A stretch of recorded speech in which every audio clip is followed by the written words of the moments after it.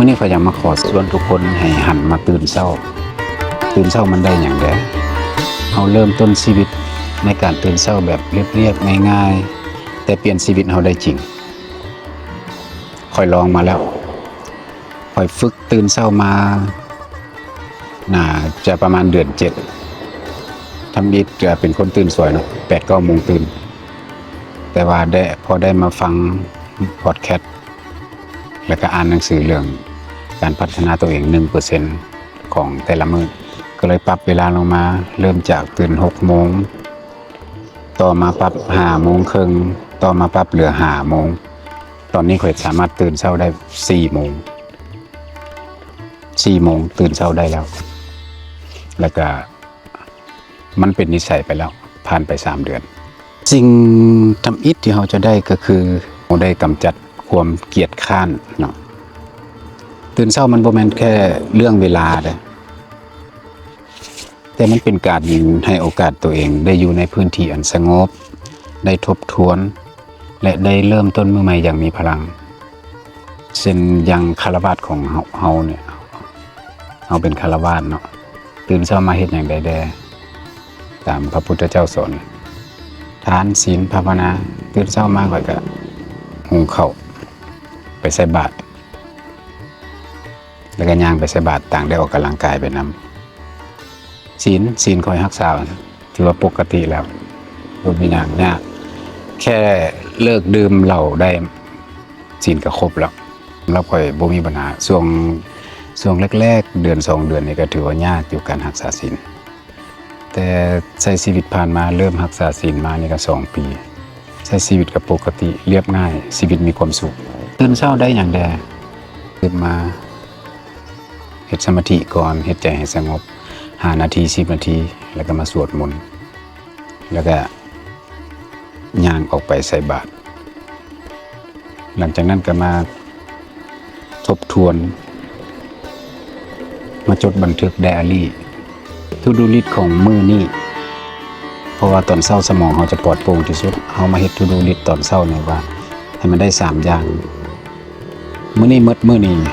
ใน3 อย่างนี้เราต้องเฮ็ดให้ได้เลือกสิ่งที่ยากก่อนแล้วก็ลงมือตามนั้นแล้วก็ฮอดโมงสิย่างไปใส่บาตรแล้วไปใส่บาตรก่อนแล้วก็อย่าลืมทุกคนหันมาตื่นเช้ากันสร้างวินัยสร้างระเบียบให้กับตัวเองในนามเขาเป็นฆราวาสตื่นเช้าตื่น4 โมงเราบอกกันตื่นเช้าตื่น4 โมงบางคนสิถามว่าตื่นมาให้หยังเฮาบ่ได้แม่นพระตื่น4 โมงแต่ว่าการตื่น4 โมงเช้านี่นะ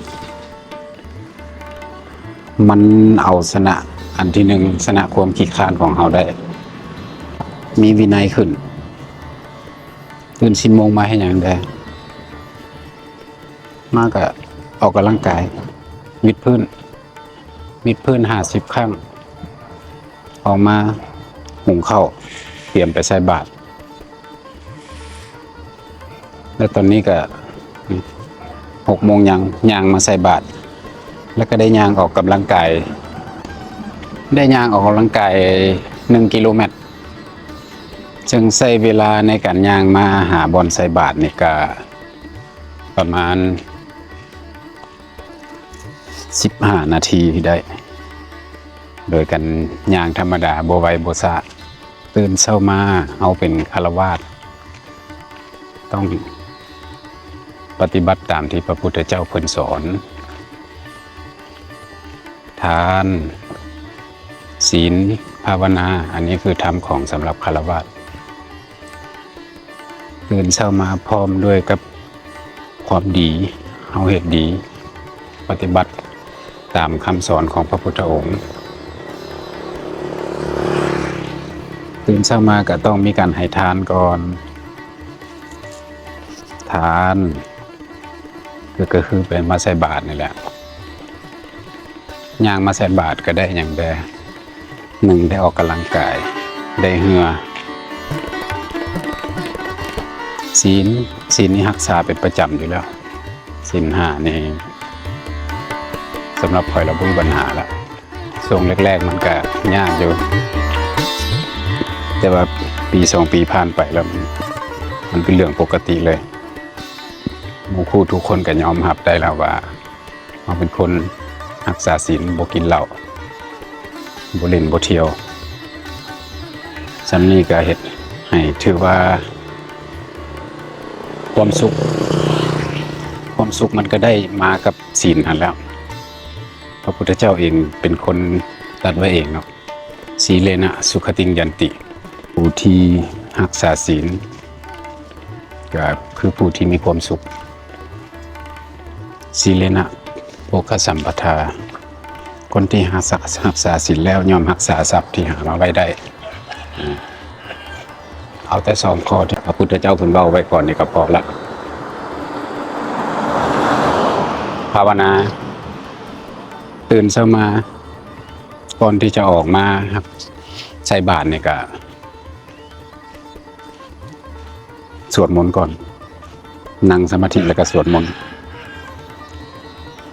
กิจวัตรก็มีสำนั้นแหละแล้วก็มานั่งเขียนไดอารี่วางแผนว่า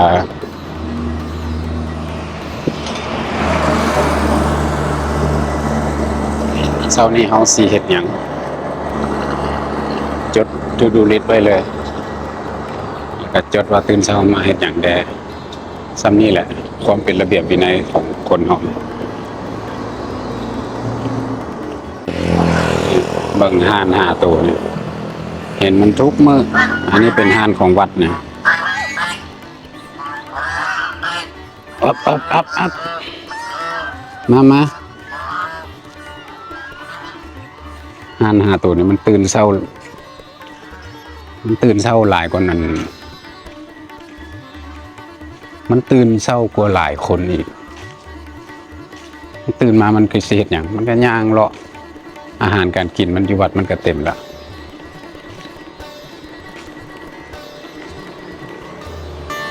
ขอให้ทุกคนตื่นมาพร้อมกับเฮ็ดความดีถ้าเราเริ่มต้นด้วยการเฮ็ดดีคิดดีทำดีและทั้งมัดมือของเราก็จะมีแต่ความดีทั้งนั้นนี่คือสิ่งที่พระพุทธเจ้าสอนไว้เลิกดียามดีคือเราสร้างเองมื้อนี้เป็นมื้อดีก็เราเฮ็ดเริ่มด้วยการเฮ็ดบุญรักษาศีลมันก็จะดีงอดและสถานที่ใส่บาตรต่อหน้าตลาดนี่เด้อนี่บรรดากัลยาณมิตรบายดีตุวันตุหมาย โอ้ยมีสมาชิกใหม่มื้อนี้น่ะนี่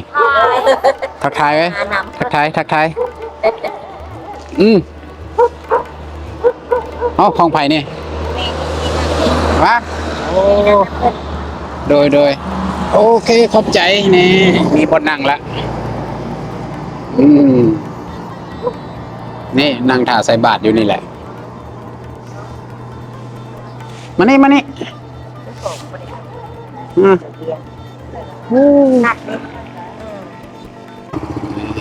พระมาแล้วตัวนี้พระทำวัดทำพระฤาษีเริ่มมาแล้วเอาอย่างมาเนี่ย